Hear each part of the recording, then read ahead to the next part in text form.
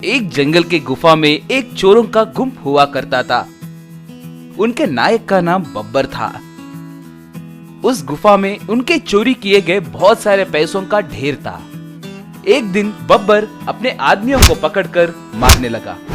भाई मत मारिए, भाई मत मारिए, हमने बहुत कोशिश किया मगर फिर भी पुलिस वाले हमें पकड़ लिए। भाई वो लारी भर के पैसे हैं कहकर उन्हें कैसे पता चला ये हमें नहीं पता। भाई मत मारिए, भाई मत मारिए।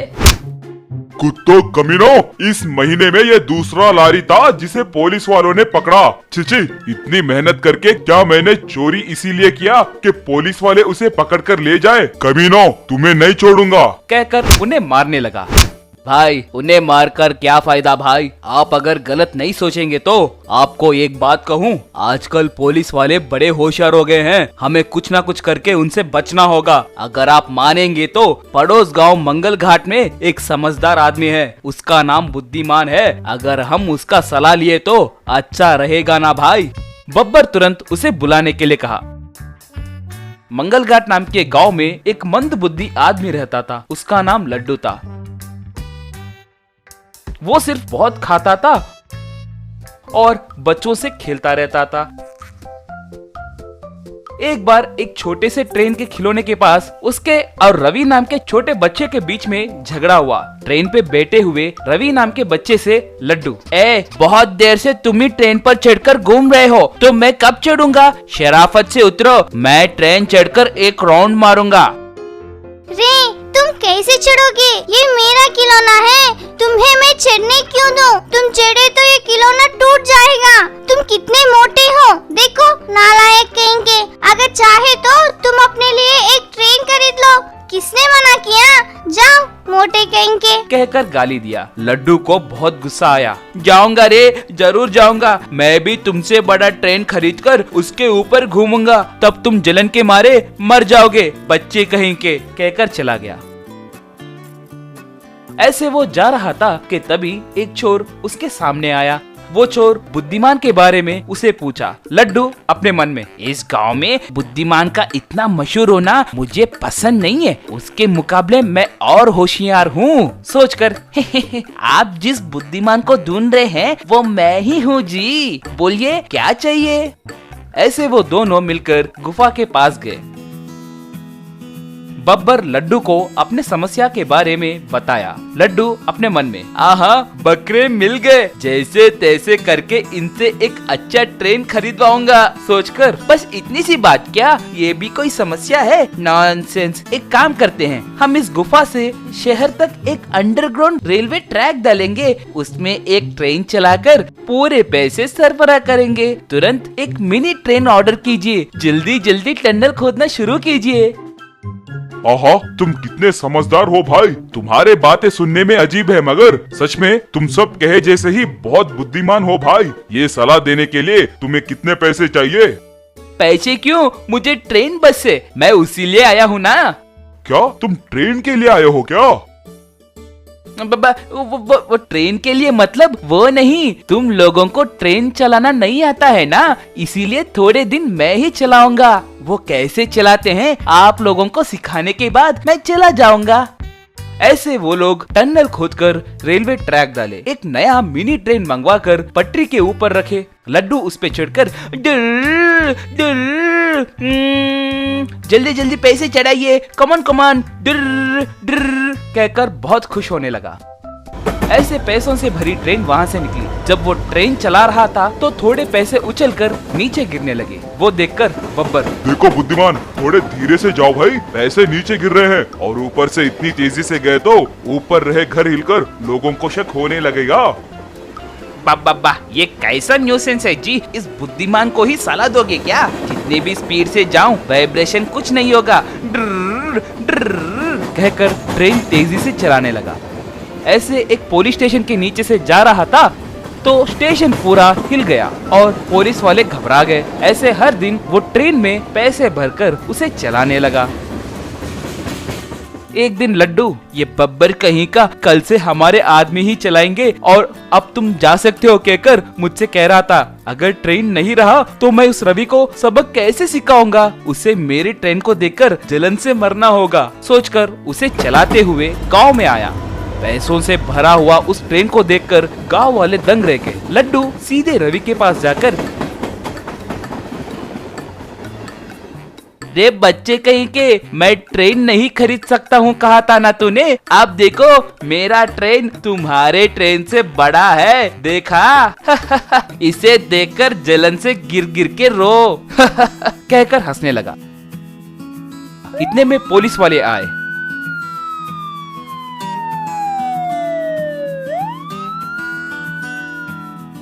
रे तुम्हारे पास इतने पैसे कहाँ से आए रे? शराफत से बोलो, ऐसे ट्रेन में पैसे लेकर क्यों फिर रहे हो? वैसे ये ट्रेन ऐसे क्यों है रे?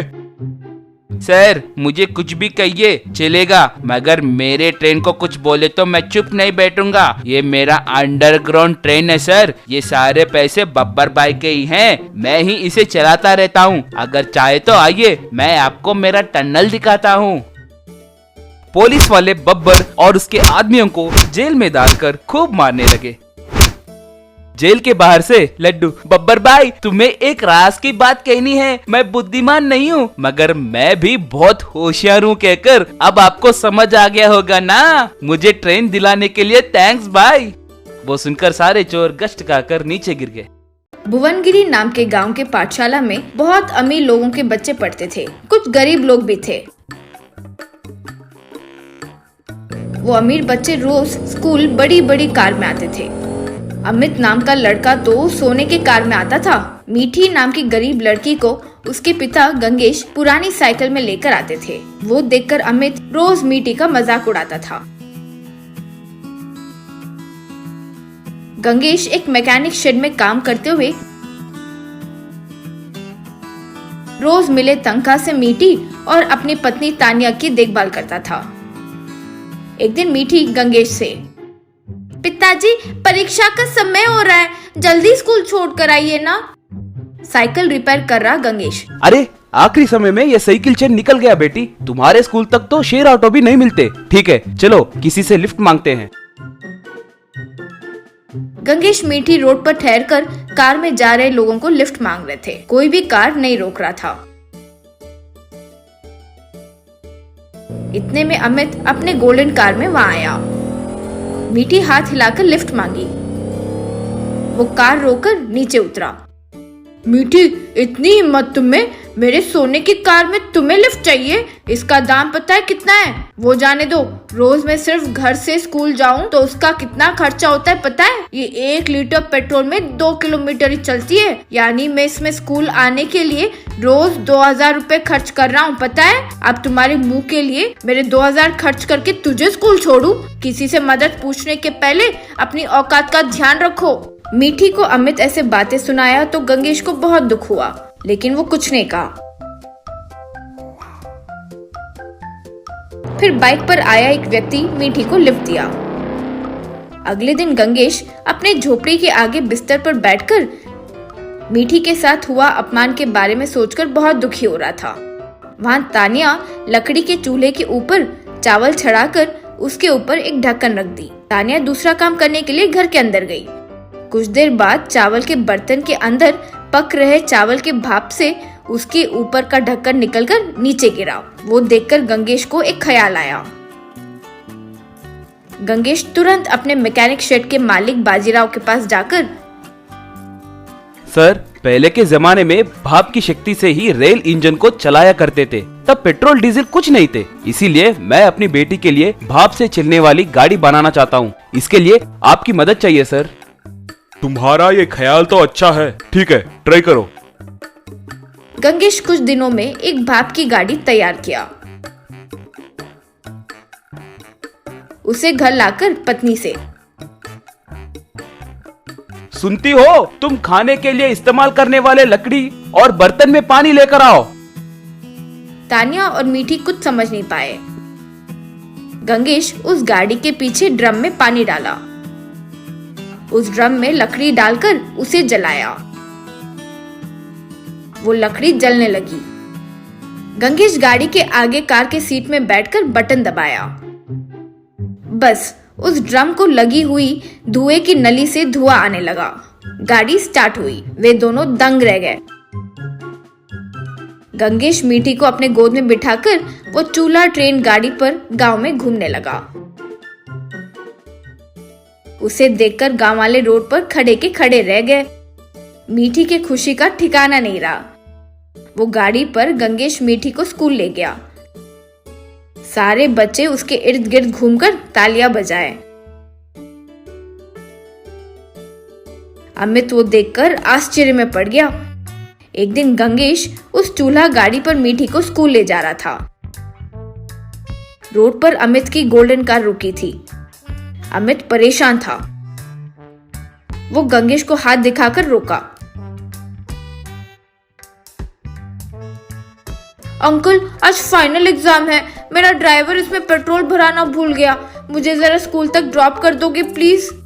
हमारे घर से स्कूल जाने के लिए ये गाड़ी का खर्च कितना है जानते हो? 1 घड़ा भर म्युनिसिपालिटी का पानी, 10 लकड़ी के टुकड़े और 1 माचिस। इसलिए तुम्हें स्कूल छोड़ने के लिए हमें 1 रुपया का भी खर्च नहीं है। आओ बेटो। गंगेश अमित को बिठाकर स्कूल छोड़ा।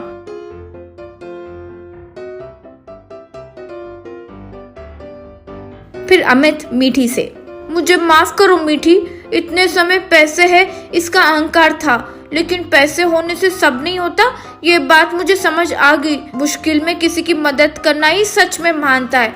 ये बात मैं समझ गया हूँ। आज से हम दोनों बेस्ट फ्रेंड्स हैं। कहते हुए शेक हैंड दिया। मीठी बहुत खुश हुई। गंगेश उस गांव के गरीब लोगों के लिए वैसा चूल्हा ट्रेन गाड़ी तैयार करके दिया।